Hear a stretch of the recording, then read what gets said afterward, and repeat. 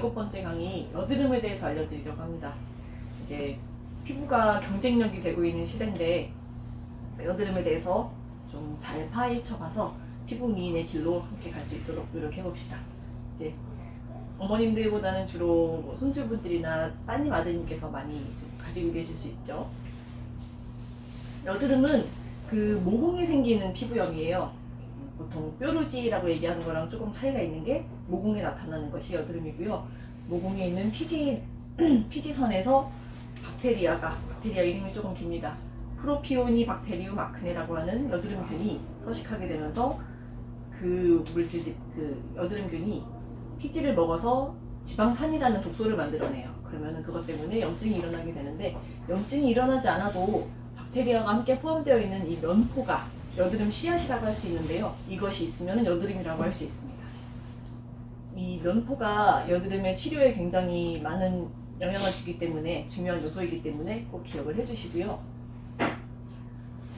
보통은 이제 사춘기 때 성호르몬이 분비가 이제 왕성하게 되면서 그때 많이 발생을 하게 됩니다.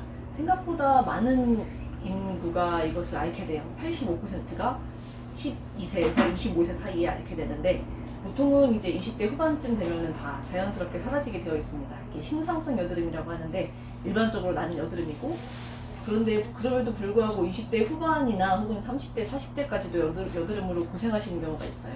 그게 왜 그렇게 되는지 여러 가지 원인들을 좀 먼저 알아보겠습니다.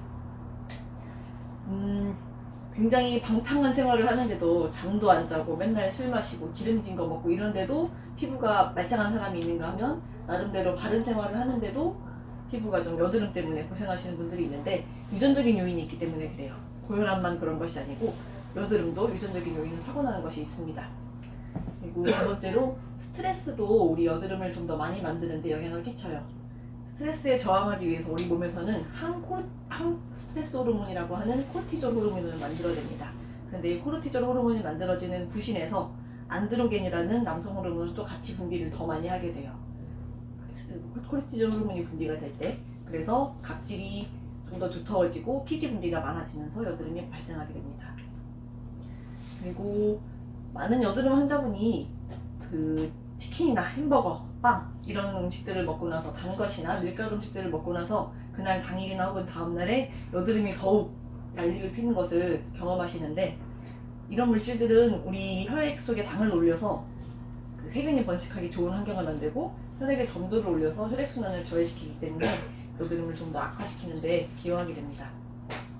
그리고 여성 호르몬들의 월경과 임신도 여드름을 발생시키는데 영향을 끼치는데, 월경이 시작하기 한 2주 전부터 3, 4일 전까지 프로게스테론이라고 하는 호르몬이 분비가 많이 돼요. 근데 이 호르몬이 피지 분비를 더욱더 왕성하게 만들기 때문에 이때 여드름이 많이 생깁니다. 그래서 저는 생리 때만 되면 꼭 여드름이 생겨요 라고 하는 분이 계세요. 그리고 임신을 하게 되면은 처음 3개월까지는 여드름이 좀 심해지다가 그 이후에는 또 깨끗해집니다. 그런데 이 여드름이 깨끗해지는 임신 3개월 이후에는 에스트로겐이라고 하는 호르몬이 또 더 많이 분비가 돼요. 이거는 프로게스테론과는 반대로 피지 분비를 조금 더 낮춰주는 역할을 합니다. 이렇게 여성 호르몬도 여드름이 굉장히 많은 영향을 끼치고요. 이런 요인들이 복합돼서 나타날 수도 있죠. 그 프로게스테론 분비가 왕성한 여드름 월경 때 기름진 것을 많이 먹는 거예요. 그러면 여드름이 더욱더 발생하기 좋은 환경이 되겠죠. 여드름의 종류가 한 가지가 아니고 6가지나 됩니다. 이 여드름의 종류를 우리가 알아야 하는 이유는 이 시기에 따라서, 여드름의 변하는 시기에 따라서 대처하는 방법이 조금씩 달라져야 하기 때문이에요. 보시면은 이렇게 극질로 모공이 덮여 있느냐 안 덮여 있느냐, 그리고 염증이 발생은 했느냐, 그리고 염증 정도가 얼마나 심하냐, 그거에 따라서 나뉘게 되는데, 뒤에서 좀 더 자세하게 알아볼게요. 이렇게 나눠져 있습니다. 처음 두 가지는 조금 여러분들이 많이 들어보셨을 법한 질환들인데, 블랙헤드, 개방면포, 화이트헤드, 폐쇄면포. 이 두 형태는 염증이 아직 동반이 안 된 상태예요. 그냥 여드름의 씨앗인 면포만 있는 상태인데, 폐쇄면포인 상태는 각질로 덮여있고, 개방면포는 모공이 각질로 덮여있지 않은 상태입니다. 그래서 면포를 압출해내기가 더 쉬워요. 그래서 이건 치료하기가 좀 쉬운 형태라고 보시면 됩니다. 그래서 이 두 형태일 때는 내가 집에서 요령 있게 잘 압출해주면은 미리 더 악화되기 전에 예방할 수 있는 형태가 되는데, 구진성 형태부터는 이제 염증이 동반이 됩니다. 그래서 약간 붉은색을 띠게 되고, 구진성의 경우에는 작고 동그랗게 올라오게 돼요. 여드름이 볼록하게 올라오게 되고, 이때는 좀 누르면 아파요. 여드름이 통증이 생기게 되고, 농포성으로 가면은 이제 백혈구하고 박테리아가 열심히 싸워서 백혈구들의 시체가 이렇게 고루고루 나오게 됩니다. 위에 이렇게 눈이 많이 잡혀있기 때문에 조금 보기에는 안 좋을 수 있는데, 이때 오히려 압출을 시키기가 좋은 형태예요. 이때도 압출을 잘 해주면은 해결이 잘 되는 경우가 있는데, 다만 고름집이 안쪽에 생긴 경우에는 압출에 주의를 해주셔야 돼요. 이 경우에는 잘 해결이 안 돼서 흉터가 남을 수도 있기 때문에 이때는 주의를 해주셔야 되고요. 결절성의 경우에는 이제 만성으로 좀 빠집니다.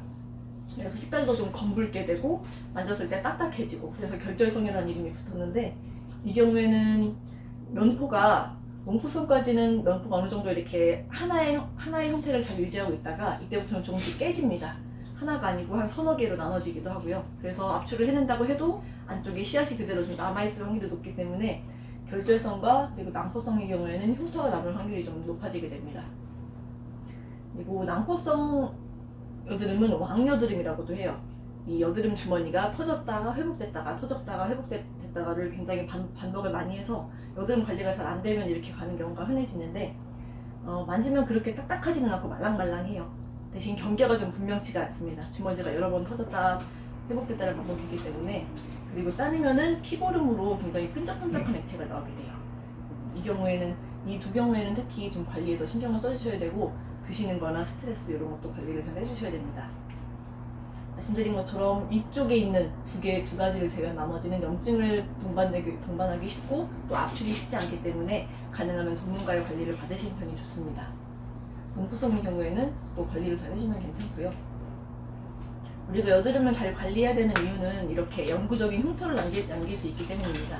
너무 지나치게 이 튀어나온 것을 참지 못하고 짜낸다든가, 혹은 그것도 아니고 너무 방치하면 또 이렇게 흉터가 생길 수도 있어요. 그래서 여드름에 대해서 잘 아신 후에 그것을 대처를 해주셔야 됩니다. 우리가 어느 날 갑자기 여드름이 딱 생겼어요. 그러면은 조금만 내 지난 날을 되돌아보시면은 뭔가 단 음식, 밀가루 음식을 많이 먹었다든가, 혹은 스트레스를 많이 받았는데 그것을 제대로 해소하지 못했다든가, 잠을 유달리 못 잤다든가, 피로가 쌓이면서 그렇게 되는 경우도 있고 해서 조금 더 생활에 주의를 해주라는 몸의 신호이기도 합니다, 여드름이.